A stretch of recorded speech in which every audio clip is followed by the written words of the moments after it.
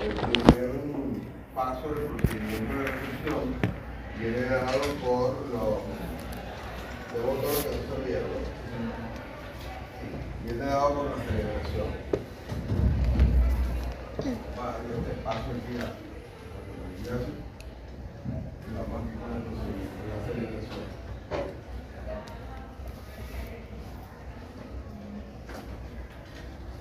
Sabemos que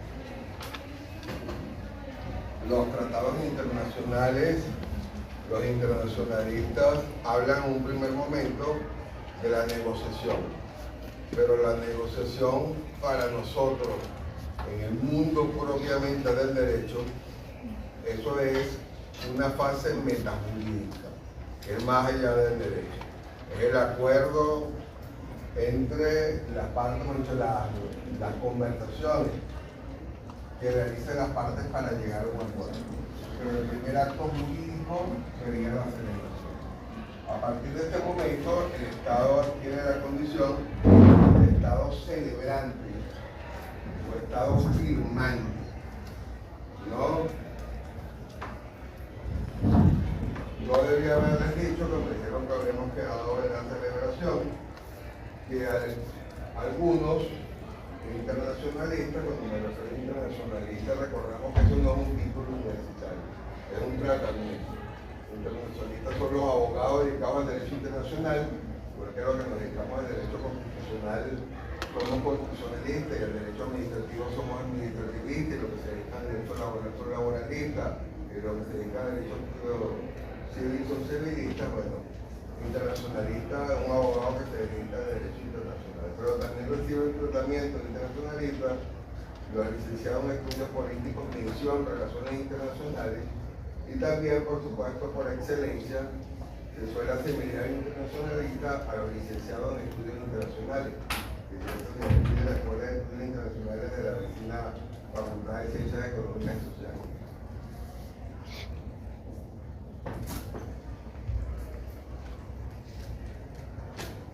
Pero a nosotros no nos interesa. Seguramente en internacional público, el profesor que les imparte internacional público, sea Jesús Oriague, Santo Morrone, Adalberto Urbina, o el que sea que le esté impartiendo Derecho Internacional Público, le habrá iniciado con la celebración. Pero los fines nuestros, desde el punto de vista del derecho administrativo, igual que en el área del derecho constitucional, el primer paso que nos interesa normativo es la celebración. Ellos suelen denominarlo también, al que celebra, Estado signatario. Les expliqué que lo denominan Estado signatario porque no es otra cosa que la castellanización de la palabra inglesa signature, es un anglicismo. Es cuando tú una palabra que es en otro idioma le das un significado en la lengua propia, en este caso en el castellano. Entonces, si es una palabra tomada del inglés, es un anglicismo. Si es una palabra tomada del francés, es un galicismo. Si es una palabra tomada del alemán, es un germanismo. Nosotros trabajamos con eso frecuentemente sin saberlo de forma reflexiva. Cuando la gente dice chofer, que no es chofer, es chauffeur en francés, está utilizando un galicismo, porque chauffeur es conductor en francés. Cuando usted dice que está llevando a su hermano o a su hijo al kindergarten, eso es un germanismo, porque kindergarten quiere decir en alemán jardín de infancia, que es lo que es la significación. Lo que hace es castellanizar, simple y llanamente, tal cual como está. Y así tuviéramos garage, por ejemplo, un galicismo, que no es otra cosa que un lugar para estacionar, ¿no?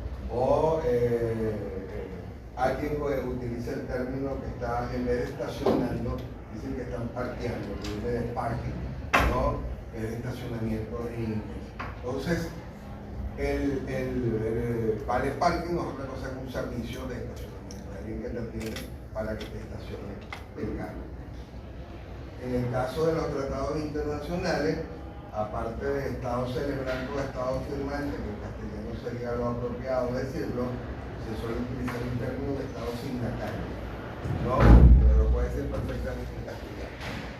celebración tiene su asidero en los artículos 154, que es el régimen especial de los tratados, concordante con el 236 en su numeral número 4 de la Constitución de la República Bolivariana de Venezuela. ¿A quién le corresponde la relatoría en el día de hoy? ¿Ah? ¿Un caballero? Caballero. ¿Quién de los caballeros ya ha leído? Levante la mano.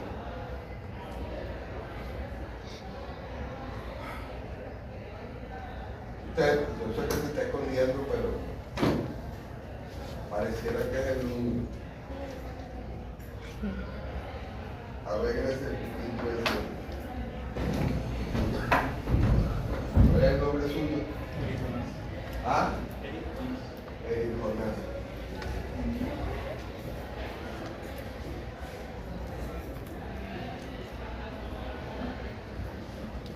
¿Qué fecha hoy, Eric Jonás? No. 10 fechas calendario. ¿Sabe la diferencia entre el día y la fecha? ¿Cuál es el día? ¿Qué día es hoy? ¿No sabe qué día es hoy? Viernes 27 de febrero. ¿Cuál es el día para usted hoy?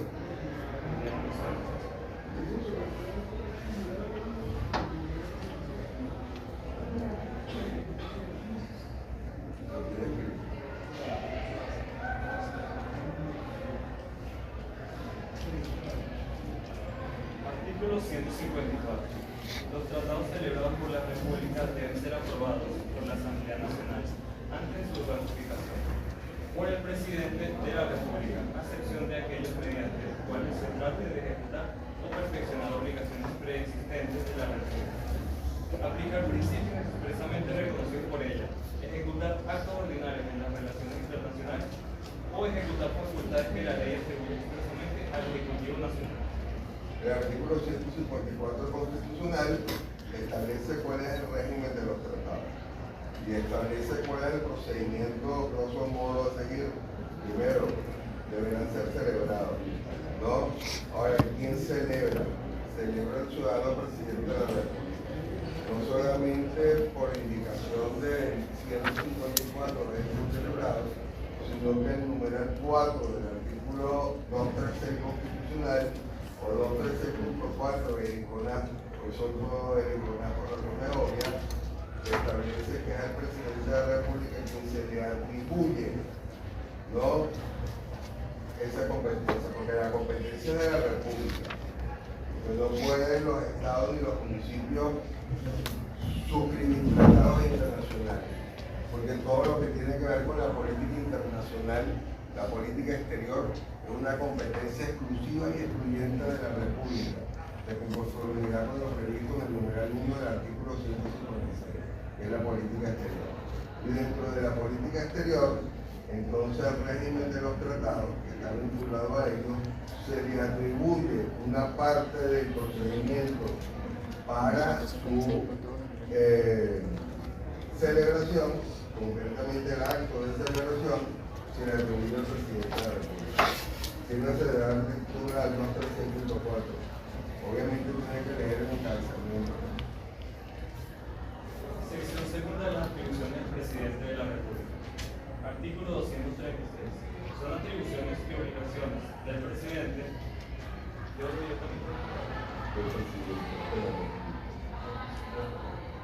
Dirigir las relaciones exteriores. Número 4. Dirigir las relaciones exteriores de la República.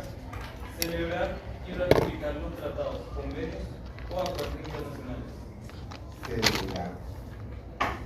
La celebración, entonces, de los tratados, convenios, acuerdos, pactos internacionales recae en el presidente de la República o en cualquiera de sus delegados, porque la etapa o fase de celebración puede ser perfectamente delegada por el presidente en cualquiera de sus funcionarios. Esos funcionarios son el vicepresidente ejecutivo de la República, un vicepresidente sectorial, el ministro de Relaciones Exteriores, por excelencia, o el viceministro del área correspondiente. Incluso puede el presidente de la República delegar la celebración del tratado en un jefe de misión diplomática extraordinario y plenipotenciario, vale decir, en la figura de un embajador o encargado de negocios para la celebración del acuerdo.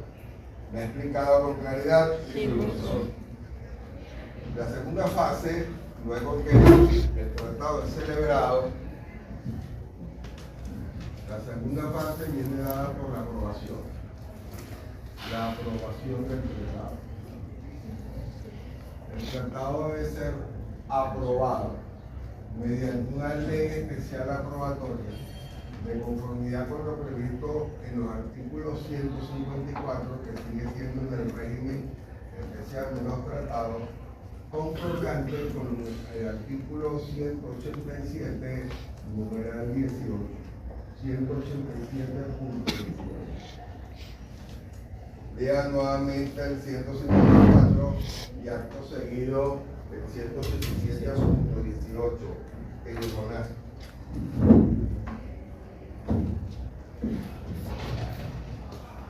Enseguida, profesor. Enseguida, profesor.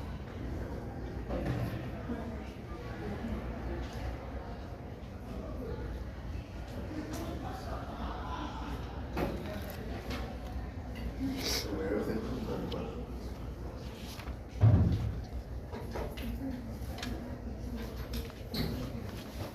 Artículo 154.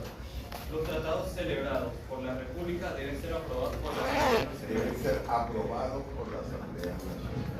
Ahora lea el 187.18. Obviamente de leer el encabezamiento, conoce la dinámica y acto seguido lee el número y comienza.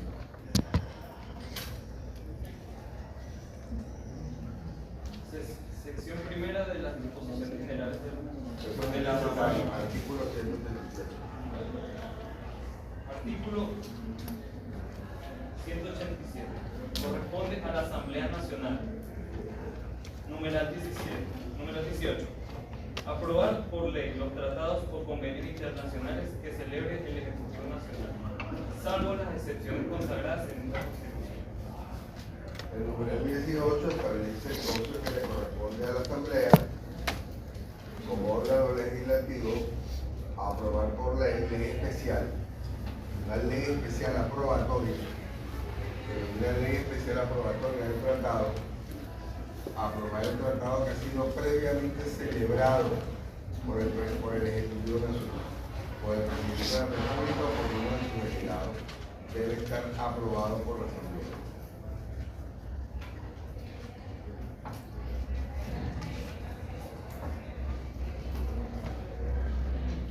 Luego de la aprobación,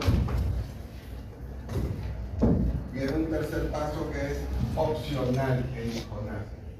Puede o no estar presente en el procedimiento de recepción del tratado.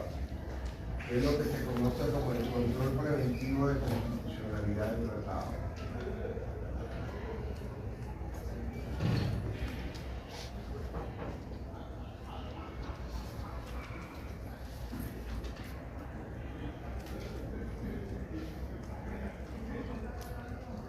Después encontramos establecidos en el artículo 336.5.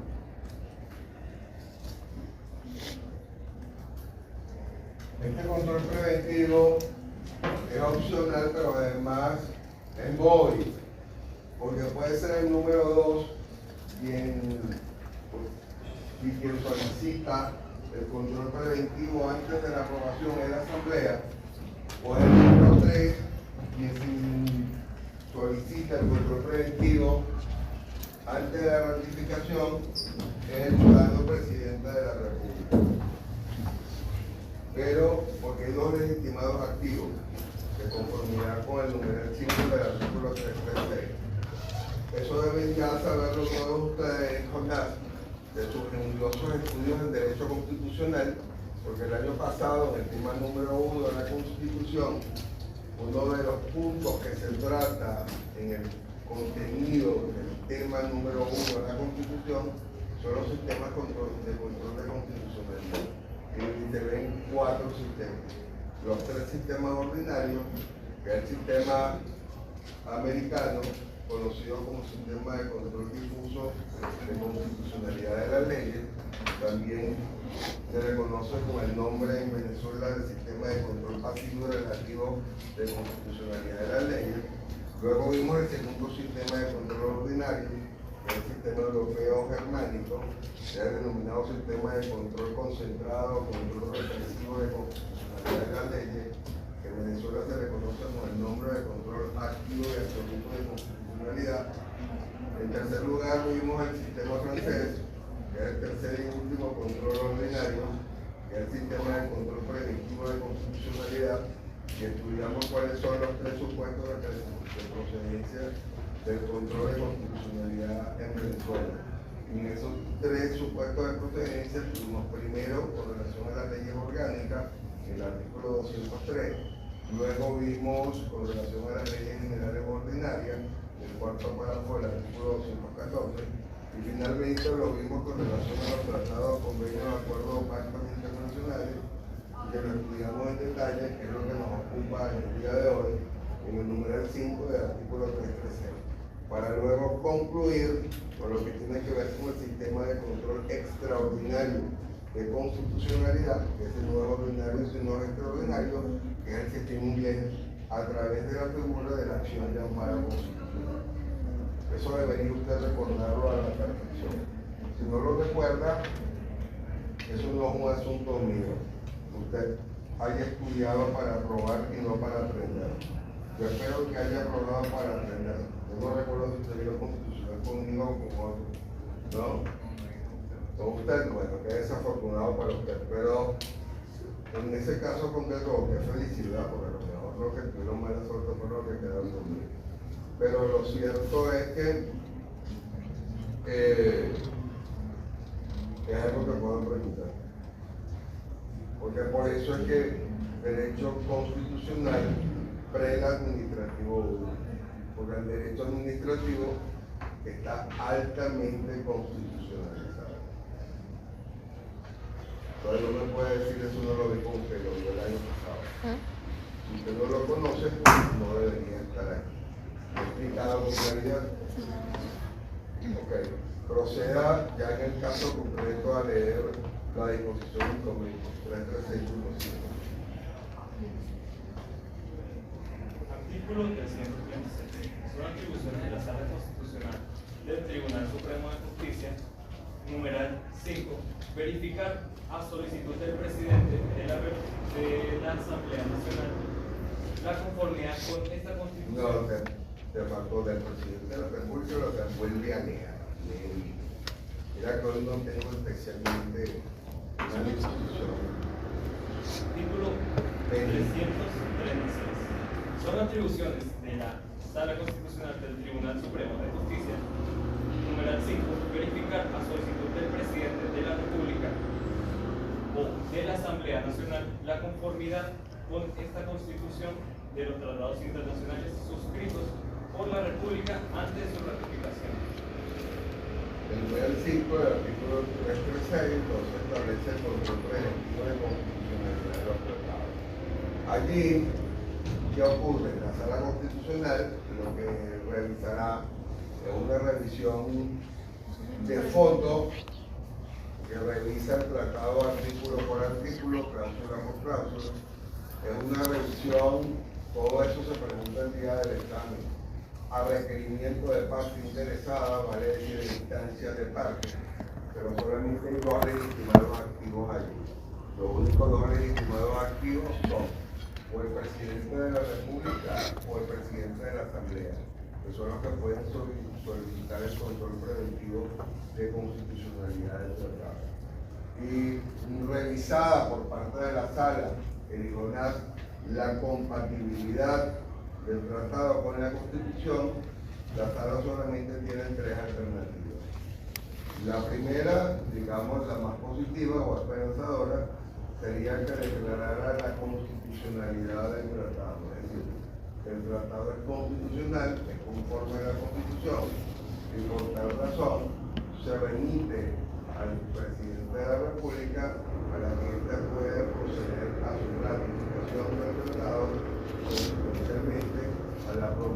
aplicación de la ley aprobatoria del tratado.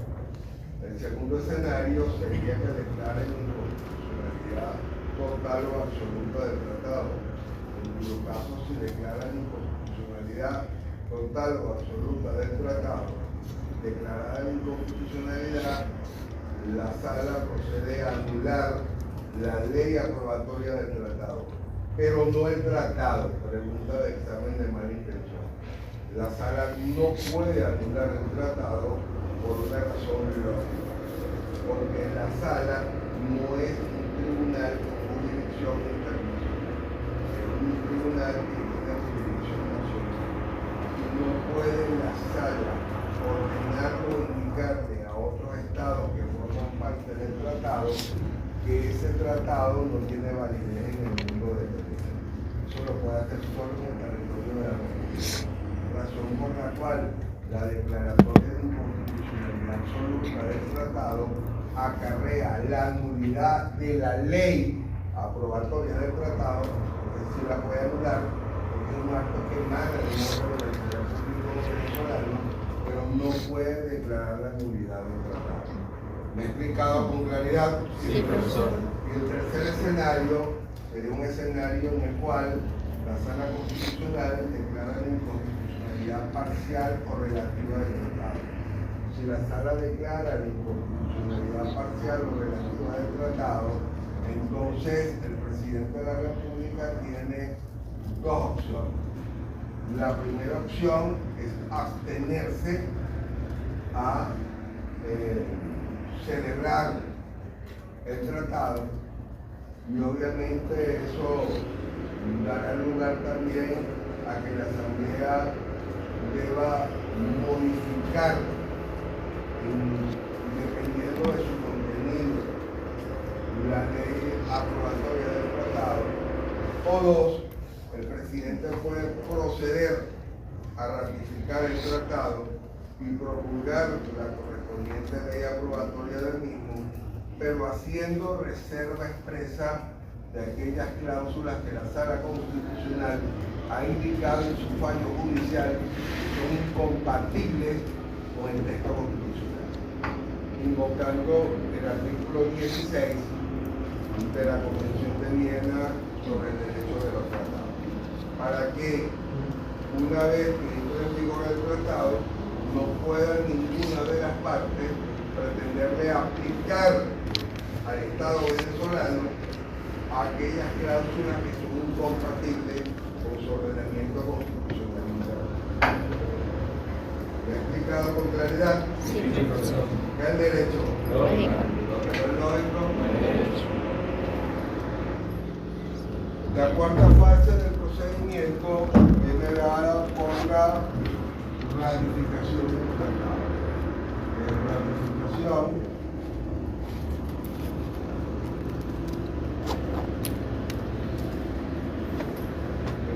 internacional, o también aquí se le da sobre promulgación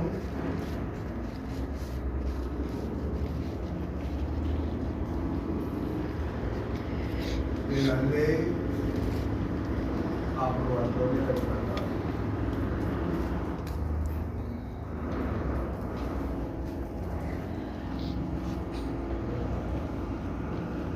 El cual encontramos establecido en los artículos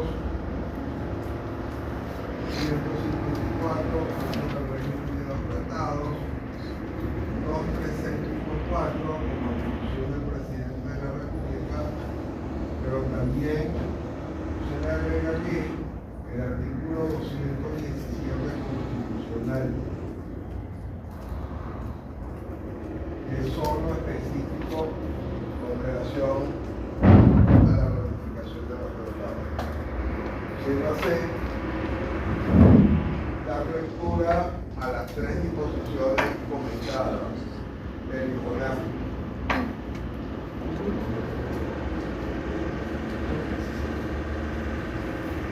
¿Por qué tardas tanto del IJONAF?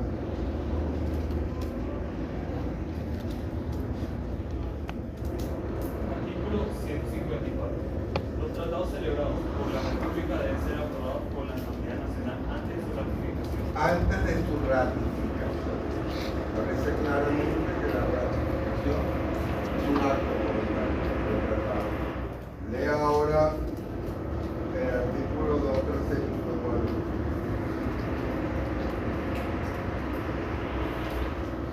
Artículo 236. Son atribuciones y obligaciones del presidente, numeral 4, dirigir las relaciones exteriores de la República y celebrar o ratificar los tratados, convenios o acuerdos internacionales. Pero celebrar y ratificar. Celebrar. Y ratificar. Es inglés.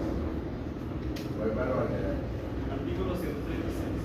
Son atribuciones y obligaciones del presidente de la República, número 4, dirigir las relaciones exteriores de la República y celebrar y ratificar los tratados, convenios o acuerdos internacionales. No. Celebrar y ratificarlo, porque es los acuerdos de paz.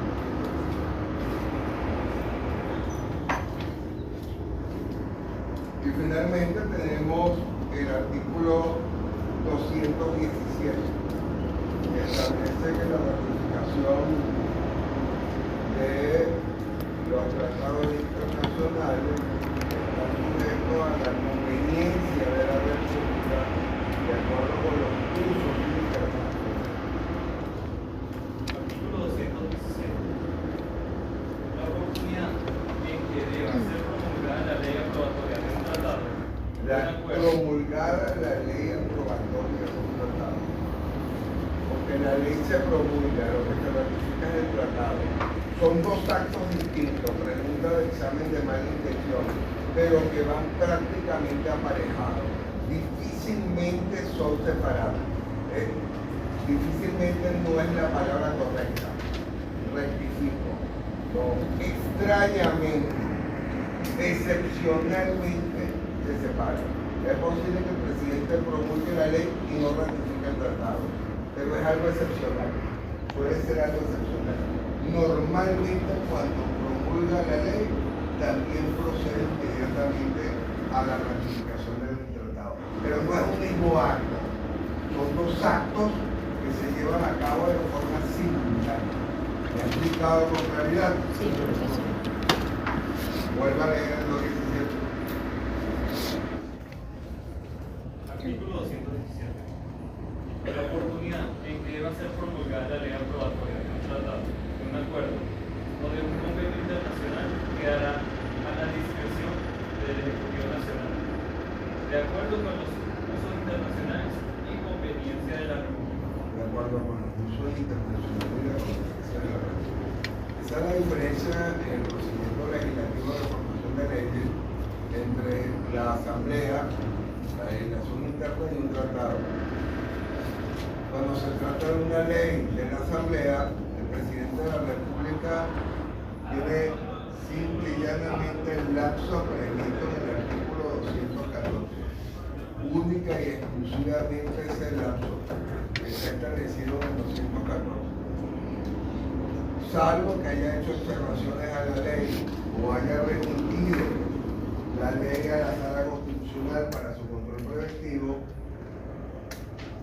es la única forma en que puede alargarse, pero después que la Sala se produce o después que le devuelve la Asamblea la ley, sea con o sin observaciones, incluso se reduce así, pero tiene ese lapso en el 214 de 10 días. En cambio, si el presidente no promulga en ese lapso, puede perfectamente la Asamblea Nacional, con fundamento del artículo 215, promulgar directamente la ley, sin perjuicio de la responsabilidad política y civil que pudiese, y disciplinaria que pudiese acarrearle el incumplimiento del deber constitucional que tiene el presidente de promulgar la ley. Pero si se trata de un tratado, no está sujeto a un lapso. Depende de lo que aprecie el presidente. Puede el presidente abstenerse de ratificarlo puede esperar esta ratificación 15 días, 15 meses, 15 semanas o 15 años. Porque es claro el 217. De conformidad con los usos internacionales y la costumbre jurídica y la conveniencia de la República. A la República le conviene que tengan un interés legítimo en ello.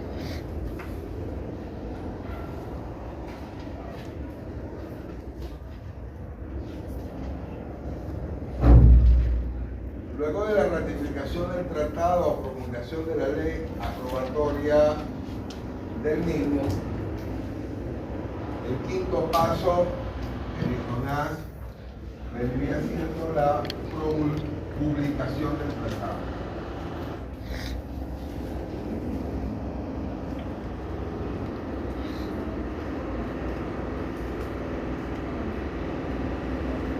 No puede confundir el ICONAS la promulgación con la publicación.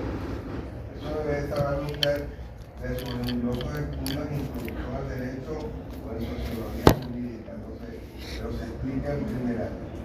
La promulgación es la firma y sello que se le hace a la ley por parte del presidente de la República, refrendado por el vicepresidente en el Consejo de Ministros. Mientras que la publicación es cuando aparece en el órgano divulgativo oficial del Estado venezolano. Y nosotros, en la Gaceta Oficial de la República Bolivariana de Venezuela. Aquí, en el documento jurídico de la Constitución, lo encontramos en el artículo 215 constitucional, concordante con el artículo 1 del Código Civil venezolano, que establece que las leyes, voy a empezar a nombrar ahora cancerbero, todas las clases sin excepción. No me importa cuál es el problema. Concluidos los 10 minutos los viernes o los 15 minutos los miércoles, no entra nadie. Aquí hace falta mucho disciplina.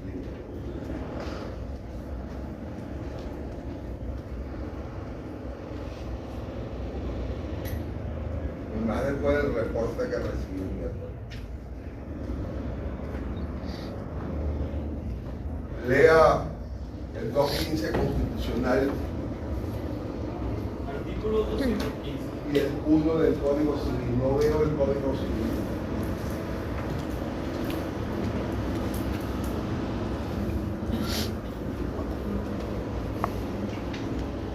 El 215 establece que la ley entra en vigor a partir del momento de su publicación en la Gaceta Oficial, lo que está redactado, mientras que el artículo 1 del Código Civil establece que las leyes entran en vigor a partir del momento de su publicación en la Gaceta Oficial de la República de Venezuela o a partir del momento de la fecha en que ella misma indique. Eso hace referencia a lo que se conoce como la vacatio legis. La vacatio legis es un término que debe manejar todo abogado, y más un estudiante de derecho o un abogado que sea egresado de la primera universidad del país. La vacatio legis es una figura mediante la cual, con fundamento a una disposición transitoria, una ley no entra en vigor al momento de su publicación en la Gaceta Oficial, sino en una fecha posterior por ella misma indicada. Normalmente puede ser una vacatio legis que sea de un trimestre, de un semestre, de un año, 18 meses, que sería año y medio, e incluso hasta 24 meses. 2 años, que es lo máximo que puede estar una ley en vacatio legis. Es muy común en las leyes tributarias, porque como las leyes tributarias tienen que reconfigurarse, estamos tratando del asunto patrimonial de las personas, estás pensando, estás imponiendo otra carga económica adicional en los ciudadanos, pero normalmente las leyes tributarias no entran en vigor en el momento que se publican, sino que para su adecuación y la gente vaya preparándose económicamente para ello, entonces se ve una vacación que va entre 6 meses a 2 años para la entrada en vigor. Entonces está la ley publicada, pero todavía no está vigente. Pero eso es algo excepcional, que es el caso de la vacación. El orden del 215. Artículo 215. La ley quedará promulgada en publicación correspondiente, cúmplase en la Gaceta Oficial de la República Bolivariana de Venezuela. ¿Qué es lo que establece el 215? ¿La ley quedará? No. Queda promulgada en el momento en que se firma con el cúmplase, es decir, pero no con la publicación de la Gaceta. La cosa es la publicación, no es la publicación. La publicación acto previo de la publicación. Ahora lea el artículo 1 del Código Civil. Artículo 1. La ley es obligatoria. En su publicación en la Tiene que importar la voz. Pero no se da cuenta que están haciendo un trabajo y en algún lugar hay un malviviente con un taladro de construcción que impide que podamos nosotros escuchar. Entonces, ¿qué va a hacer? Debe importar la voz. Artículo 1. Lo siento, profesor. Me acuerdo. Artículo 1. La ley es obligatoria de su publicación en la Gaceta Oficial o desde la fecha posterior que ella misma indique. Luego de la publicación, viene un sexto paso. Ese sexto paso que deben estarlo viendo ahorita en Derecho Internacional Público es el canje del nombre.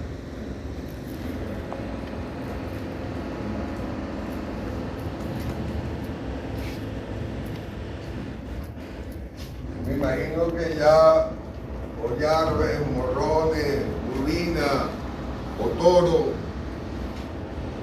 le explicaron qué es el canje del nombre. Es el intercambio de las actas de ratificación entre las altas partes tratantes. Es decir, ya sea el tratado bilateral o multilateral, una vez que es ratificado, se intercambian las actas, copias certificadas de las actas, para que cada una de las partes pueda constatar que cada uno de ellos cumplió con todo el procedimiento a seguir, no solamente en el derecho internacional, sino en su legislación interna, y por lo tanto se encuentra obligado al cumplimiento del tratado. No puede el día de mañana invocar una excepción.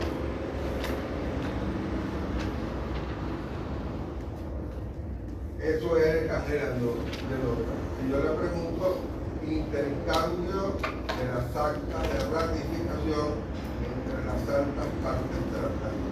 Tratantes, no contratantes, porque no es un contrato, es un tratado. El fundamento jurídico, ¿cuál es? El fundamento jurídico lo encontramos en el caso nuestro. Seguimos la costumbre jurídica, pero que está recogida normativamente en el artículo 16 de la Convención de Viena sobre el Derecho de los Tratados. Concretamente sería artículo 16, literal A, si mal no recuerdo. Tiene la Convención de Viena sobre el Derecho de los Tratados, Ericona. Grave error. Pero usted corre con suerte, siempre hay alguien que está prevenido. En este caso, la señorita María Ángel Paola. ¿ah? María Ángel Paola. María Ángel Paola está prevenida de forma disciplinada y ya sabe la importancia de contar con todos los instrumentos.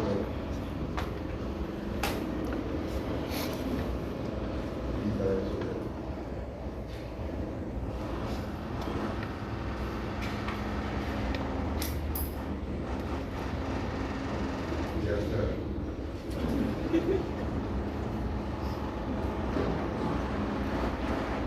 Artículo 16.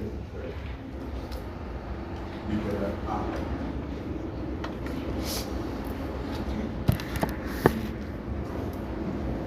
Artículo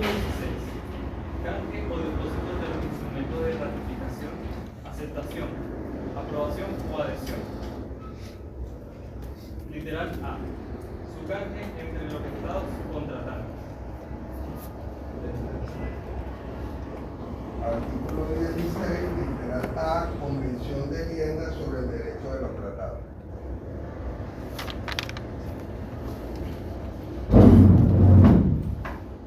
Si el profesor de Derecho Internacional le dice que está siguiendo el Ius Gentium, eso es verdad. ¿Por qué? Porque nosotros celebramos la convención, aprobamos la convención, pero no hemos ratificado la convención. Y al no estar ratificada la convención, llevamos 30 años sin ratificarla, entonces la convención formalmente no está en vigor. ¿Por qué nos guiamos en la convención? Por la convención. Porque la convención no hizo otra cosa que recoger en el marco del derecho positivo internacional la costumbre jurídica. Es decir, el derecho constitucional, el Ius Gentium, esa es la forma que se procede, de la misma forma. Pero se hace por costumbre y no porque se encuentra en el caso nuestro en vigor la convención. Aunque nosotros la celebramos y la aprobamos, pero todavía no la hemos ratificado. Está pendiente de ratificación.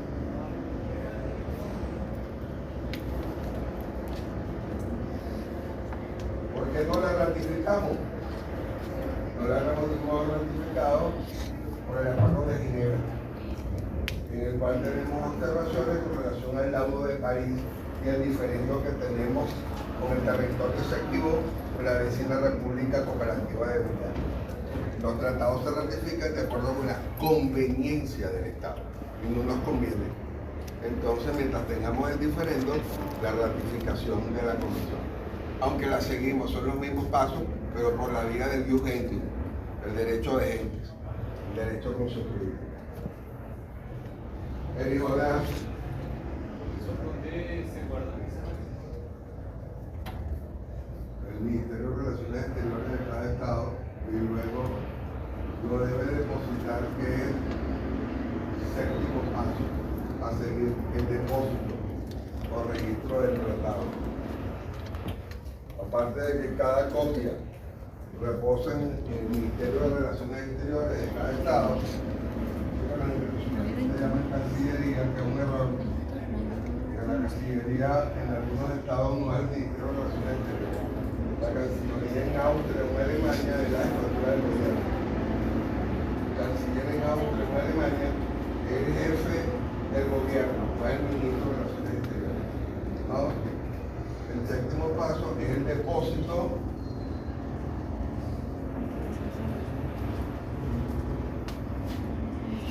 o registro del tratado internacional.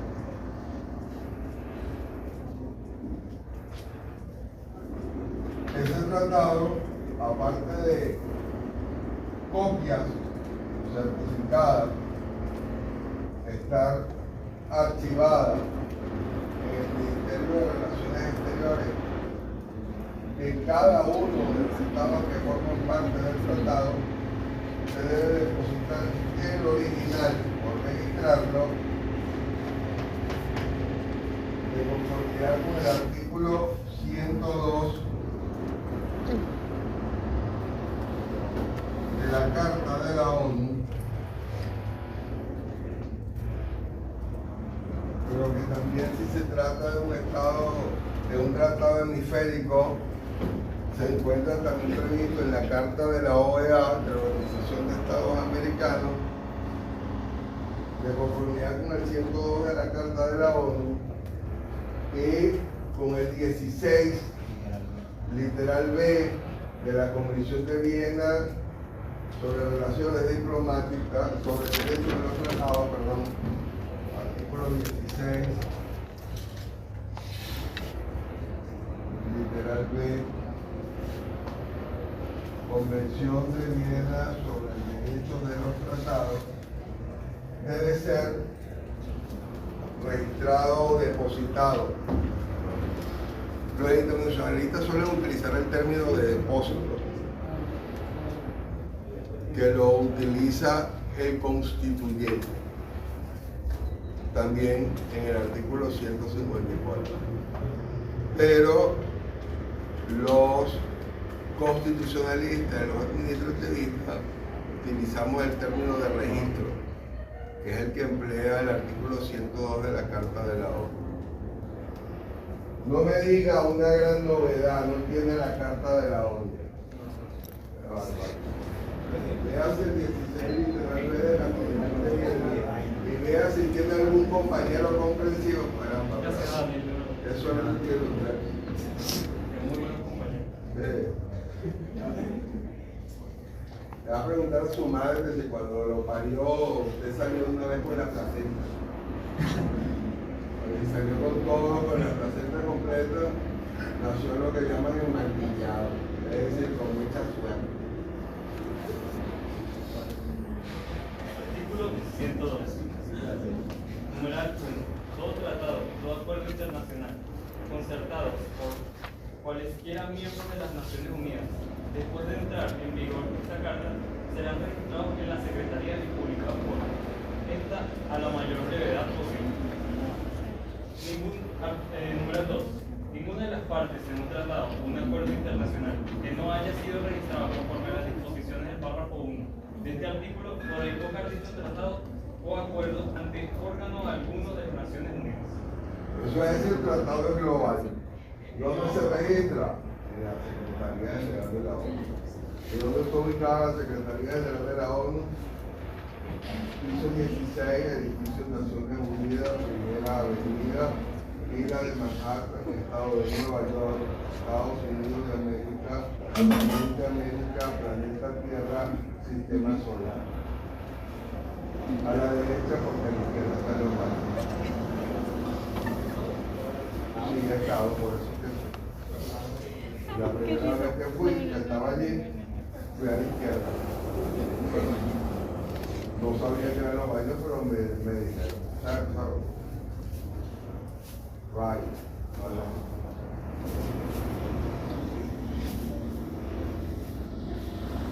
Después necesité ir al baño y el resto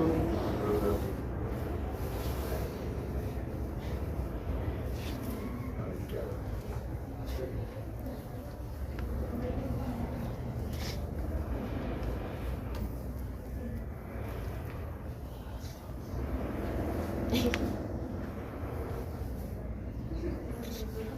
Estoy esperando que lea el 16 de la Convención de Viena.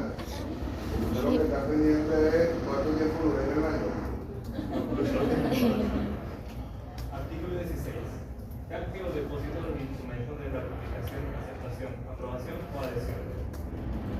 El Estado debe obligarse por un tratado al efectuarse, literal P, su depósito en poder del depositario. El poder del depositario.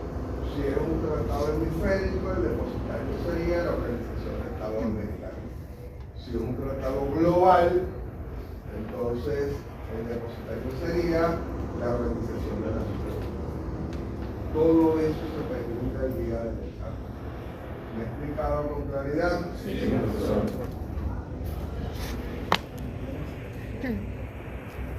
¿Alguna pregunta, duda o inquietud, enigma o incógnita, acertijo o interrogante, observación o comentario?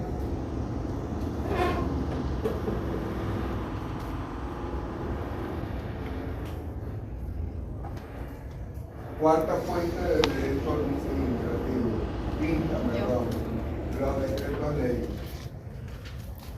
Vamos a la quinta fuente del derecho administrativo.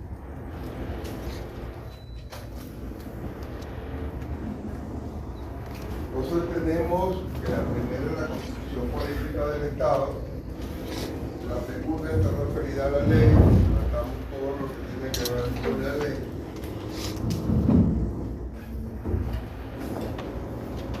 Y la tercera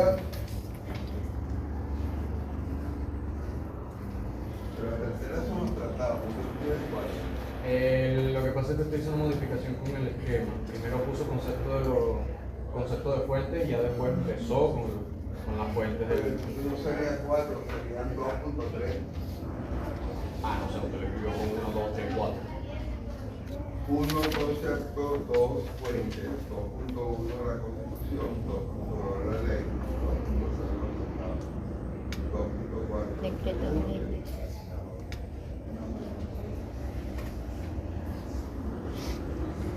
Voy a revisar el esquema. Está así, ¿no? Le puedo demostrar que lo escribió con números árabes. Así yo se lo di para escribirlo. Aquí está. No, aquí usted. Esa vez lo escribió. Ya no lo tengo.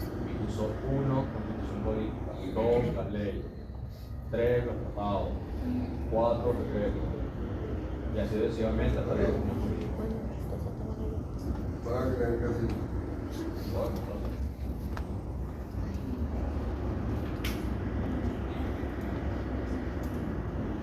Los tratados.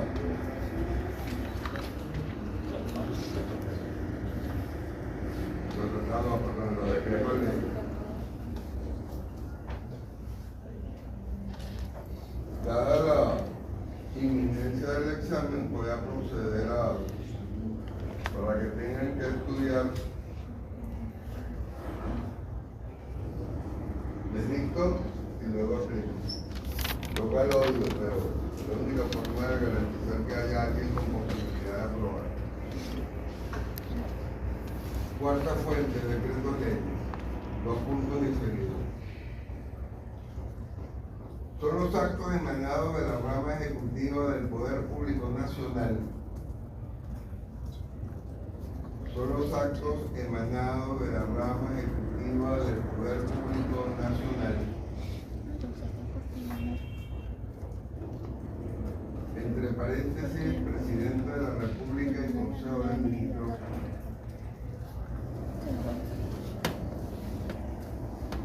Entre paréntesis, Presidente de la República y el Consejo de Ministros.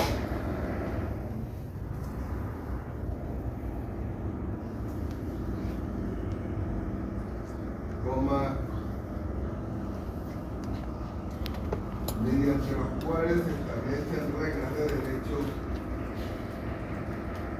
mediante los cuales se establecen reglas de derecho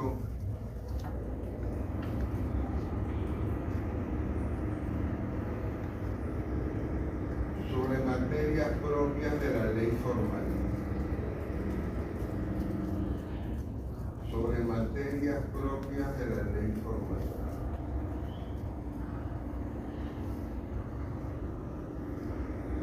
Punto. En otras palabras,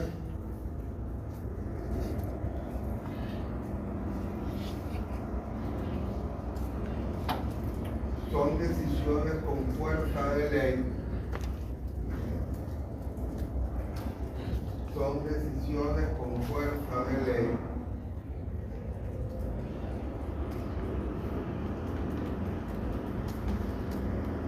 Adoptadas por el Ejecutivo Nacional o quien haga su ley. Adoptadas por el Ejecutivo Nacional o quien haga su ley.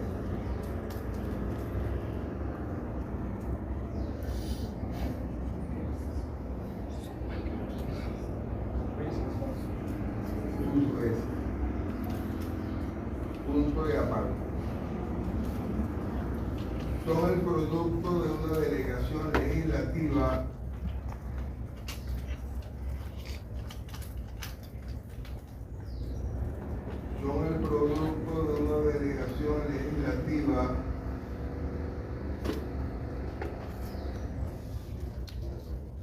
que realiza la rama legislativa, que realiza la rama representativa,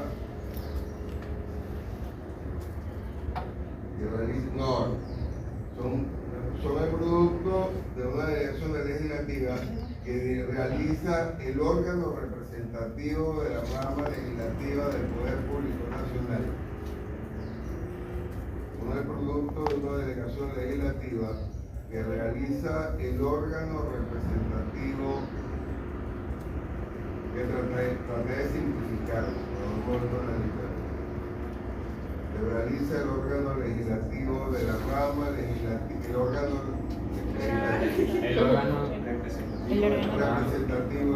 representativo de la rama legislativa del Poder Público Nacional, entre paréntesis, Asamblea Nacional, coma, por medio de ley habilitante, por medio de ley habilitante,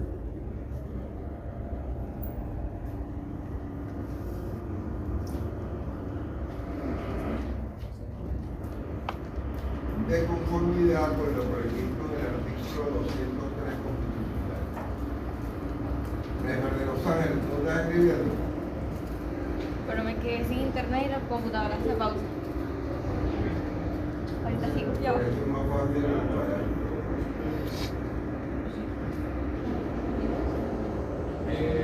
¿Puedes repetirlo? Por eso es que nosotros estamos condenados al subdesarrollo. Porque siempre vamos a la saga, además, en contra de lo previsto. Cuando todo el mundo hace 7 o 8 años en las universidades del primer mundo estaban experimentando y los muchachos llevaban laptops, aquí seguían con cuadernos. Resulta que ahora ellos que están experimentando se dieron cuenta que era un grave error. Y ya en Europa varias universidades prohíben a los estudiantes llevar laptops, porque resulta que pierden habilidades psíquicas y motoras. Y están volviendo nuevamente al sistema de escritura, igual que en los colegios. Entonces, cuando ya se probó que son un fracaso y que ellos están regresando a lo que nosotros siempre tuvimos, nosotros decidimos seguirlos a ellos en el fracaso. Por eso que estamos condenados a ser tercer mundo, porque ni siquiera aprendemos de fracaso ajeno.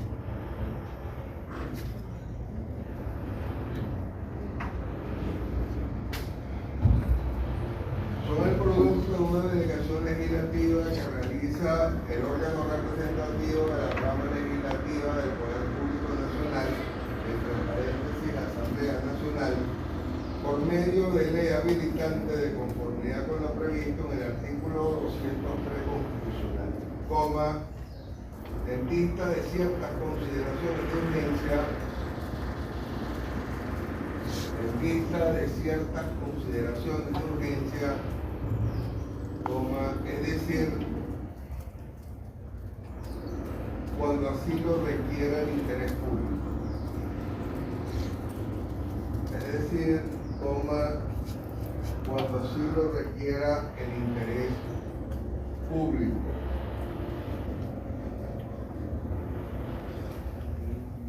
Punto y final. Leo la totalidad del texto para los que se quedaron en dictado. Los decretos leyes son los actos emanados por la rama ejecutiva por el órgano representativo de la rama ejecutiva del Poder Público Nacional, Presidente de la República y Consejo de Ministros, mediante los cuales se establecen reglas de derecho sobre materias propias de la ley formal. En otras palabras, son decisiones con fuerza de ley, adoptadas por el Ejecutivo Nacional o quien haga su ley. Punto y aparte. Son el producto de una delegación legislativa que realiza el órgano representativo de la rama legislativa del Poder Público Nacional, entre paréntesis, Asamblea Nacional, por medio de ley, por medio de ley habilitante de conformidad con lo previsto en el artículo 203 constitucional, en vista de ciertas consideraciones de urgencia, es decir, cuando así lo requiera el interés público. Punto y final. Decreto ley. Si la figura del decreto ley es una figura controvertida porque el decreto de ley forma parte de lo que se denomina legislación de excepción. Y se denomina legislación de excepción porque un decreto de ley solamente debería ser posible en el marco de la teoría general del derecho constitucional cuando el gobierno del Estado ha declarado el estado de excepción en cualquiera de sus modalidades. Nosotros tenemos 4 modalidades para el estado de excepción.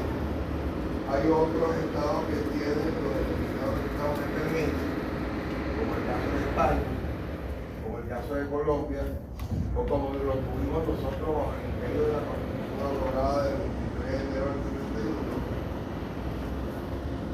o en el caso del sistema anglosajón, que tiene el martial law, la ley marcial, que es una figura excepcional.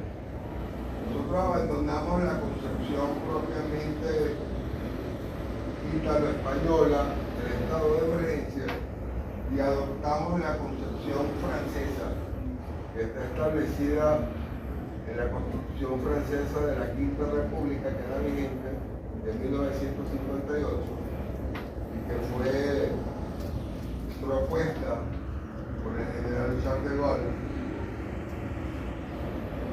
y es la del estado excepcional. Perfecto, tenemos los estados excepcionales. Los estados de excepción están muy bien perfilados, no hay mayor crítica con relación a ellos. Los estados de excepción, bajo el integro de la Constitución vigente, tienen 4 modalidades. Una primera modalidad es el denominado estado de alarma. Una segunda modalidad es el estado de emergencia económica. La tercera modalidad es el estado de conmoción interior. Y la cuarta y última modalidad prevista por el constituyente venezolano dentro del estado de excepción es la modalidad del estado de conmoción interior. Se supone que cuando hay un estado de excepción, entonces entra en vigor lo que se conoce como facultades legislativas extraordinarias. Esas facultades legislativas extraordinarias permiten, salud, Jonás, que el Ejecutivo pueda excepcionalmente legislar, porque se encuentra en una situación de peligro real o inminente, ya sea el Estado, la nación, las instituciones políticas o todas ellas, el Estado, la nación y la institución.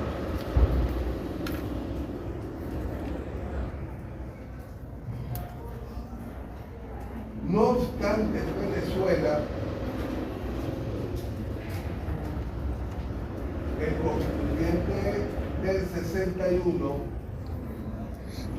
dada la particularidad del clima político que afrontaba la naciente democracia de la época, ya que los primeros 15 años fueron años convulsos, estamos hablando del gobierno del 58 al 63, presidido por don Rómulo Betancourt, el gobierno que va del 63 al 68, presidido por el doctor Raúl León Otero, y finalmente cuando por fin se logra la pacificación, que es el tercer lustro que va desde 1968 a 1973, presidido por el primer gobierno del doctor Rafael Caldera Rodríguez, y el por cierto era profesor de esta escuela, de esta facultad, en esta universidad de legislación laboral y de filosofía del derecho.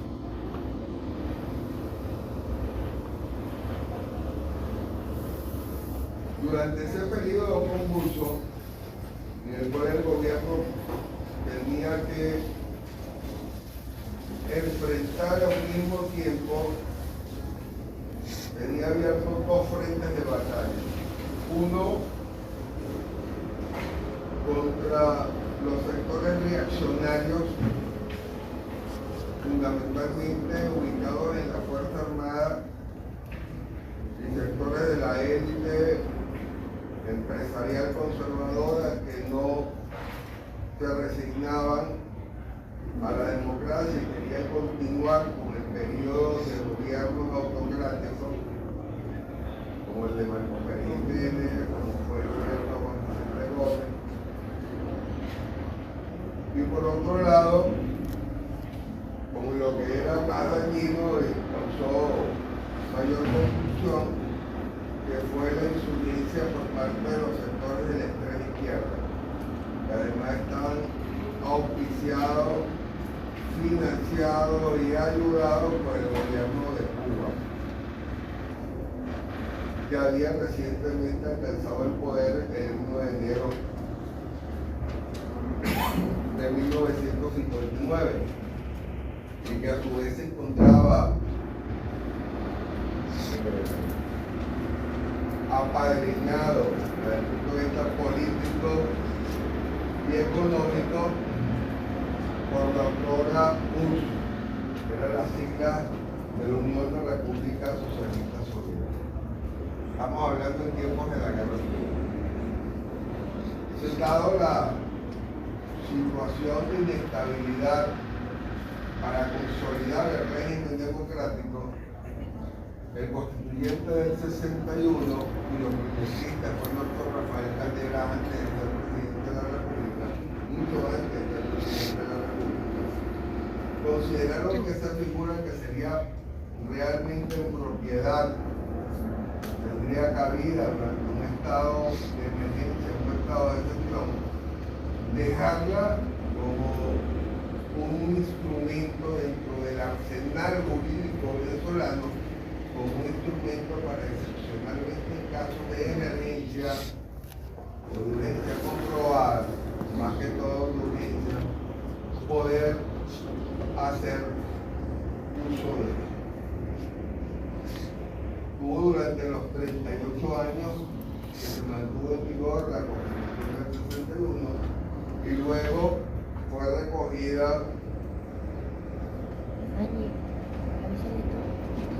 a ciencia cierta, no se sabe si deliberada intencionalmente o por descuido, por una traslación irreflexiva por parte del constituyente del 90. Lo cierto es que el decreto ley está inextricablemente vinculado a otra figura, que es la ley habilitante, porque no puede existir un decreto ley si no preexiste la ley habilitante. La ley habilitante recibe su nombre porque en un Estado democrático, de conformidad con el principio de separación orgánica de las ramas del poder público, el Ejecutivo se encuentra inhabilitado, vale decir, el inconveniente es inhábil para legislar, porque legislar es una atribución exclusiva y excluyente del Parlamento. En el caso concreto nuestro, se materializa en la Asamblea Nacional. Ahora, el último párrafo del artículo 203 constitucional establece la posibilidad de que la Asamblea pueda delegar esta función de legislar en el Ejecutivo, permitiéndole reglar en materias que en principio son materias propias que forman parte del principio de reserva legal.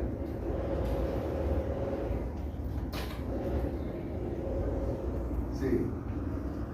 Déjenme terminar la idea, si no tomo un tiempo de para poderla acabar. Que forman parte del principio de reserva legal.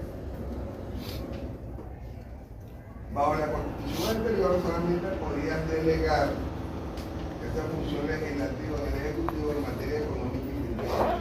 Había un doble límite. Es decir, solo se le delega las materias que se hacía parte del marco de la ley habilitante, pero dentro del marco de la ley habilitante solo podía delegar en materia económica y financiera. Bajo la Constitución vigente no existe el límite de poder única y exclusivamente delegar en materia económica y financiera. El constituyente venezolano actual permite delegar en cualquier materia. O sea, puede delegarle perfectamente a la Asamblea, al presidente, la facultad para legislar y reformar por vía de decreto ley el Código Civil, el CPC, el Código Penal, el Código de Comercio, la nómina, cualquier ley. Ya no tiene esa limitación.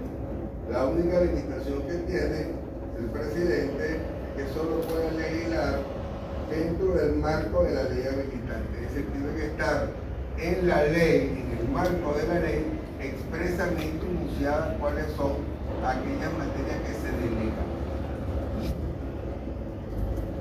Y se denomina decreto ley porque el presidente legisla por decreto. Pero ese decreto sostenido sobre la habilitación que es una ley hace que el decreto adquiera rango y fuerza de ley, que es lo que vemos cuando leemos el numeral 8 del artículo 236. Y es que el numeral 8 del artículo 236 está inextricablemente vinculado al último párrafo del artículo 203. Léase por favor el último párrafo del artículo 203 y acto seguido 236 numeral 8. Artículo 203. Párrafo 3. Son leyes Último habilitantes. párrafo. Último párrafo. Son leyes habilitantes, las sancionadas por la Asamblea Nacional por las 3/5 partes de sus integrantes, a fin de establecer las directrices, propósitos y marco de las materias que se delegan al presidente de la República, con rango y valor de ley. Las leyes habilitantes deben fijar el plazo de su ejercicio. Claro, porque no puede ser sin edil, tienen que establecer el tiempo. Normalmente para la doctrina, una ley habilitante no puede ser ultranual. No debe ser ultranual porque violaría el principio de separación de poderes. Sin embargo, la Sala Constitucional, omitiendo el criterio de todos los expertos en materia de derecho constitucional de las universidades, no obstante permitió, tanto bajo la presidencia de Hugo Rafael Chávez como bajo la presidencia de Nicolás Maduro Moro, permitió leyes habilitantes por un periodo más allá del año, es decir, hasta por 18 meses permitió algunas habilitaciones, lo cual iría en contra del principio de la doctrina. Por eso se le llama delegación de excepción, porque son materias que forman parte del principio de reserva legal. Y una materia que forma parte del principio legal solo puede ser reglada por la vía de una ley formal, por parte del Parlamento, en este caso concreto la Asamblea Nacional. Pero como la naturaleza jurídica de la habilitación es una delegación legislativa, se le permite al presidente excepcionalmente legislar. Leyendo el numeral 8 del artículo 236. Artículo 230. Son atribuciones y obligaciones del presidente de la República. Numeral 8. Dictar previa autorización por una ley habilitante decretos con fuerza de ley. Incluso hay un error de técnica legislativa. Es con autorización, porque toda autorización es previa.